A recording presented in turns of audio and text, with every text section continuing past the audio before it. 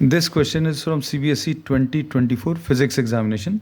Statement of the problems is a ray of light is incident normally on one face of an equilateral glass prism of refractive index mu. एक equilateral glass prism दिया हुआ है. This is an equilateral glass prism.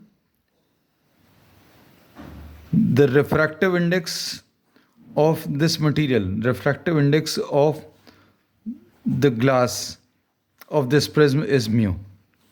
अब ये एक equilateral prism है, so this angle will be 60 degrees, this also will be 60 and this also will be 60 degrees. और इसके ऊपर जो light ray है, this is incident normally, ये इसके ऊपर perpendicularly strike कर रही है. अब इसमें आगे क्या दिया है? When the prism is completely immersed in a transparent medium, यहाँ पर एक transparent medium है. It is observed that the emergent ray just grazes along the adjacent face. Find the refractive index of the medium. तो अब ये glass को एक medium में रखा है, ये लाइट रे इसके ऊपर इंसिडेंट है, नॉर्मली इंसिडेंट है. तो नॉर्मल इंसिडेंस में we are knowing that there is no change in the path of the light ray. मतलब what will happen, this will go straight, ये स्ट्रेट जाकर इसके ऊपर ऐसा कुछ टकराएगी. That means there will be no change in the path of the light ray. अब light अगर एक ट्रांसपेरेंट मीडियम से दूसरे ट्रांसपेरेंट मीडियम में एंटर कर रही है और परपेंडिकुलरली या नॉर्मल इंसिडेंस अगर है, then there will be no change in the path of the light ray. मतलब ये 90 डिग्री से, ये 60 है क्योंकि ये हम लोगों को angle of the prism 60 degrees because this is an equilateral glass prism. अब इस लाइट रे का यहाँ पर रिफ्रैक्शन देखने के लिए we will be drawing the normal. यहाँ पर अभी हम लोगों ने एक नॉर्मल ड्रॉ कर दिया. This is the normal which we have drawn.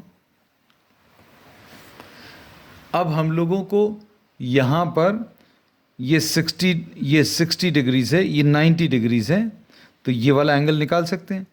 अगर ये 60 है, ये 90 है, तो this angle will obviously be 30 degrees. Now this light ray, suppose we are naming this as PQ.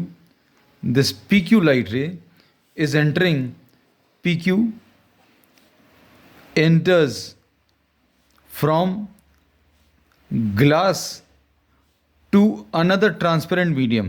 ये ग्लास से एक और मीडियम में जा रही है. अब इसके मूवमेंट में इन्होंने क्या बोला, after refraction what happens, this grazes along, ये इस वाले सरफेस के अलोंग रिफ्रैक्ट हो रही है. तो मतलब यहाँ पर ये जो नॉर्मल अभी हम लोगों ने ड्रॉ किया है, इस नॉर्मल का और रिफ्रैक्टेड रे का जो एंगल है वो 90 डिग्रीज है. So this angle of refraction is 90 degrees. अब एंगल ऑफ इंसिडेंस और देख लें ग्लास के अंदर. अब ग्लास में ये 90, ये 60, ये 30, तो इस रे का PQ का नॉर्मल के साथ एंगल ये निकाल सकते हैं. दिस ऑब्वियसली विल बी, ये 90 डिग्रीज है क्योंकि ये नॉर्मल है, नॉर्मल में से 30 माइनस करेंगे, this will be 60 degrees. So at the point Q, at point Q, angle of incidence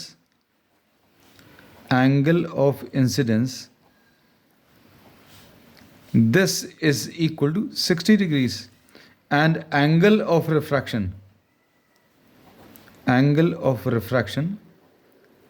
in the medium, angle of incidence कहाँ पर है, ये ग्लास में है. ये एंगल ऑफ इंसिडेंस कहाँ पर है, ये इंसिडेंट रे का नॉर्मल के साथ एंगल, ये कहाँ पर बन रहा है कि नहीं, ग्लास में. और एंगल ऑफ रिफ्रैक्शन कहाँ पर बन रहा है, ये मीडियम में. This is a transparent medium, ये क्वेश्चन में इन्होंने दिया है. So angle of refraction in the medium, this is given equal to 90 degrees. अब Q पॉइंट पर हम लोग स्नेल्स लॉ अप्लाई कर सकते हैं. स्नेल्स लॉ, और स्नेल्स लॉ क्या बोलता है, suppose this is named as the first medium and this is named as the second medium. So the law says that n1 into sin I will be equal to n2 into sine r. This is the mathematical statement of the Snell's law. First medium कौन सा है, कहने लगे glass, so we are writing this as glass. ये पहला वाला जो medium है, क्योंकि लाइट फर्स्ट मीडियम से सेकेंड मीडियम में जा रही है, ग्लास से ट्रांसपेरेंट मीडियम में जा रही है, तो first medium is glass. Sine i, ये फर्स्ट मीडियम में एंगल है कितना, 60 degree, sine 60 will be equal to n2. अब n2 यहाँ पर ये कौन सा है, this is the medium, the transparent medium. Suppose we are writing this as nm into sine r. अब यहाँ पर r कितना है, कहने लगे 90 degree, so this is sine 90. So ng, refractive index of glass, this is given equal to mu. So mu into root 3 by 2 is equal to nm into 1. So refractive index of the medium is mu into root 3 by 2. So this is the answer.